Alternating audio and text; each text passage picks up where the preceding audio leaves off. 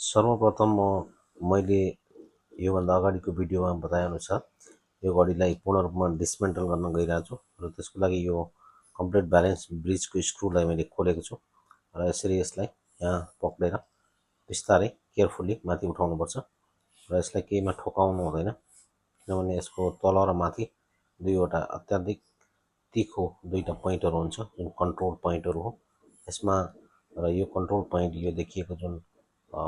Diamond छ यो डायमन्डमा अडिएर यसले काम गर्दछ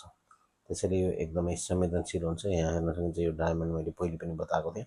सेकेन्ड यसको जुन लिभर छ यो लिभरको स्क्रूलाई पनि खोलेर केयरफुली खोल्नुपर्ने हुन्छ। यहाँनिर यसको दुईटा स्क्रूहरू हुन्छ र दुईटा स्क्रूलाई केयरफुली खोल्नुपर्ने हुन्छ र यो खोलेर यसलाई बाहिर राख्नुपर्ने हुन्छ र त्यसपछि यो लिभरको ब्रिज छ यसलाई बिस्तारै एकदम बिस्तारै उठाउनु पर्ने हुन्छ। हेर्न सकिन्छ र यो लिभरको ब्रिजलाई मैले बिस्तारै उठाएको छु र यो लिभरलाई पनि यसरी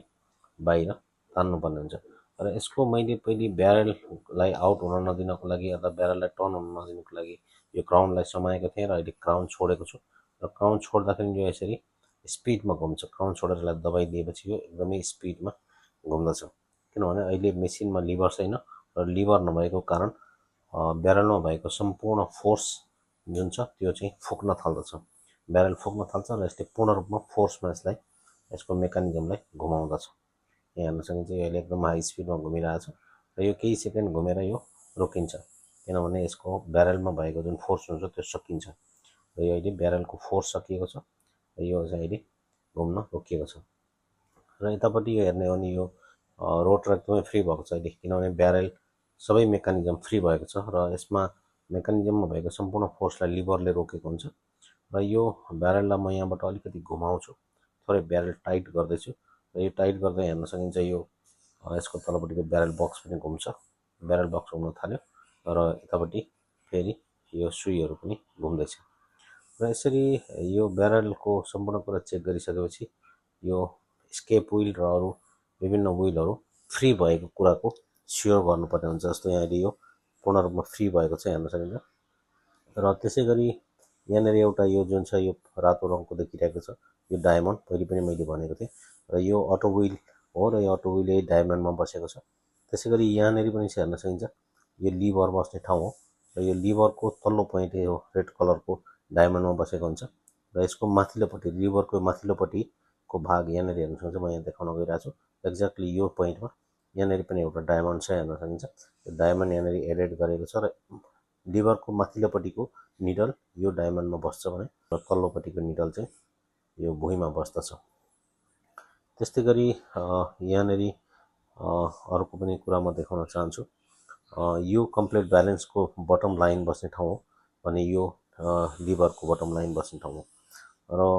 यो ठाउँमा लिभरको तल्लो पोइन्टको निडल बस्छ भने यो ठाउँमा कम्प्लिट ब्यालेन्सको तल्लोपट्टिको पोइन्ट बस्छ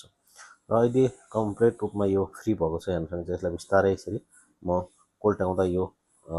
घुम्दछ। त्यसरी हाम्रो हात तलमाथि घुम्दाखेरि यो घुम्ने गर्दछ।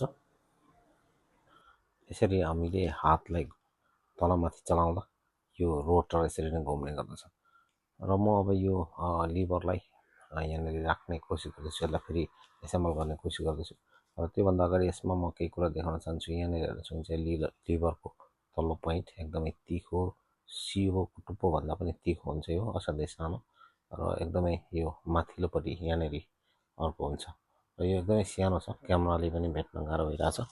र यो लिभरलाई यहाँनिर यसरी केयरफुली राख्नुपर्ने हुन्छ र यसको जुन डायमन्डको तल्लो पोइन्ट वालमा यो फस्नुपर्छ र यसरी पसेपछि यो एकदम बस्छ र यसलाई बिस्तारै चलाएर हेर्नुपर्छ। त्यसपछि यसको लिभरको ब्रिज लगाउने र लिभरको ब्रिजलाई यसरी मिलाएर यसको सिधा पर्ने गरी राखेर हल्का हातले यसलाई एलाइनमेन्ट गर्नुपर्छ र लिभरको तल्लो र माथिल्लो पोइन्ट यसको डायमन्डको होलमा पसेको कुराको स्योर गर्नुपर्दछ र यसरी यो बिस्तारै हल्लाउँदै यसलाई चेक गर्नुपर्छ र यो पसिसकेपछि स्क्रु अघि खोलिएको स्क्रु जुन छ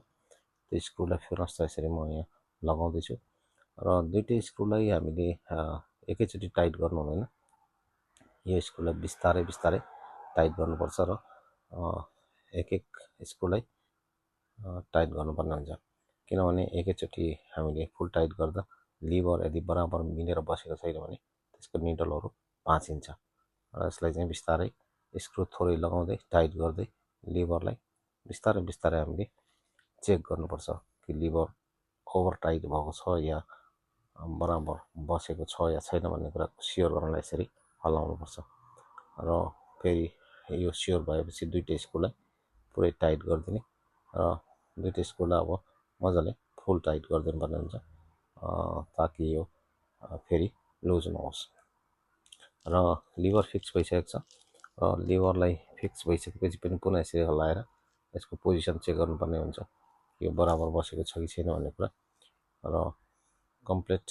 टाइट अब चाहिँ म गर्दैछु किनभने यो बराबर बसिसकेको छ र अब यसको रोटर यसरी घुमाएर अलिकति यसमा ब्यारल भर्ने काम गर्दैछु हेर्न सकिन्छ रोटरलाई घुमाउँदा ब्यारल भरिएको छ र अब चाहिँ यो लिभरलाई यसरी हामीले थोरै छोयो भने यो अलिकति जम्पिङ गरे जस्तो गर्छ हेर्न सकिन्छ यो म यो लिभरलाई थोरै छुन्छु यहाँ थोरै छुँदा मात्रै यो जम्प गरेर उतापट्टि जान्छ र फेरि थोरै छुँदा यता जम्प गरेर यतापट्टि आउँछ र यसरी लिभरमा एउटा फोर्स पैदा हुन्छ र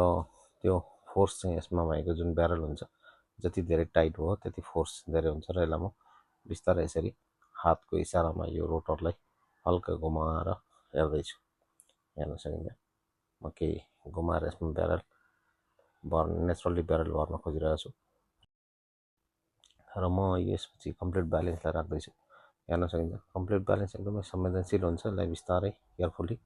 तल्लो पोइन्टलाई तल्लो डायमन्डको तल्लो पोइन्टमा राख्नुपर्ने हुन्छ र यो एकदमै केयरफुल्ली राख्नुपर्ने हुन्छ नत्र भने यो ड्यामेज हुन्छ र यसलाई तल्लो पोइन्टमा यो बसेपछि यसलाई अलिकति एलाइनमेन्ट गर्नुपर्ने हुन्छ र यो एलाइनमेन्ट भइसकेको छ र त्यसपछि यसको स्क्रुलाई पनि थोरै हल्का रूपमा टाइट गर्दै जानुपर्छ स्टेप बाई स्टेप र स्क्रुलाई म बिस्तारै बिस्तारै टाइट गर्दैछु फुल टाइट गर्नु हुँदैन एकैचोटि र यसलाई मैले थोरै टाइट गरिदिएको छु र यति टाइट भएपछि अब म यसलाई यो ब्यालेन्सलाई थोरै हातले चलाएर यसमा अलिकति मोसन ल्याउन खोजिरहेको छु हेर्न सकिन्छ मैले थोरै यसलाई चलाइदिएँ र यो चल्न थाल्यो किनभने यसको ब्यारेलमा अलरेडी अलिकति फोर्स भरिएको छ र यो चल्न थाल्यो अहिले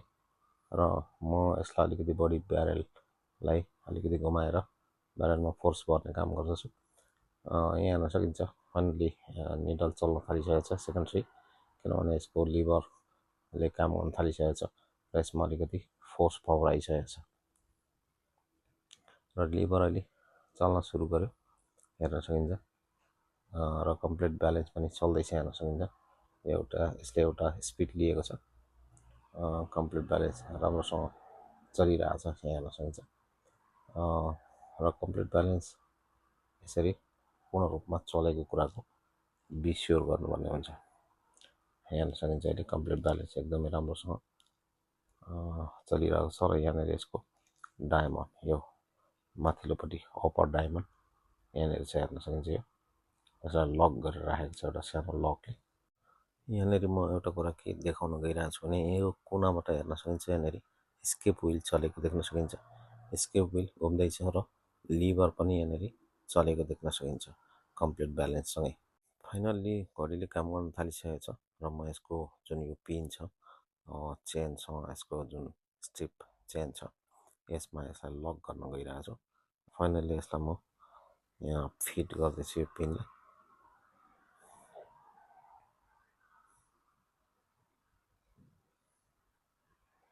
र यो पिनलाई यसरी सानो एउटा स्क्रुड्राइभरको मद्दतले यसको आफ्नो पोइन्टमा छिराउनु पर्ने हुन्छ यहाँनिर म यसलाई छिराएर यसलाई लक गर्दैछु र यो लक भइसकेको छ फाइनली र अब यसपछि यसलाई म कन्टिन्यू रूपमा केही दिन चलाएर हेर्नेछु र यसको टाइमिङ कस्तो हुन्छ भन्ने कुरा म चेक गर्नेछु र यसको यो जुन क्राउनलाई अलिकति तानेर फर्स्ट स्टेप तानेपछि यसको डेट चेन्ज गर्न सकिन्छ यसमा 2 स्टेप बाहिर आउँछ र पहिलो स्टेपमा चाहिँ यो यसको डेट चेन्ज हुन्छ र यो काउन्टर क्लकमा यसलाई घुमायो भने डेट चेन्ज हुन्छ र एक्ज्याक्टली म डेट चेन्ज गरिरहेको छु हेर्न सकिन्छ र डेट यसको मैले सेट गरेको छु र अर्को स्टेप तान्यो भने यसको टाइमिङ चेन्ज गर्न सकिन्छ र यसरी अर्को स्टेप तानेर मैले टाइम सेट गर्दैछु र यसलाई फेरि दबाएर लक गर्दैछु भने यहाँनिर एउटा पोइन्ट छ यो पोइन्टलाई प्रेस गर्यो भने यसको डे चेन्ज हुन्छ दिन चेन्ज हुन्छ यहाँनिर डे हेर्न सकिन्छ यतापट्टि लेफ्ट साइडमा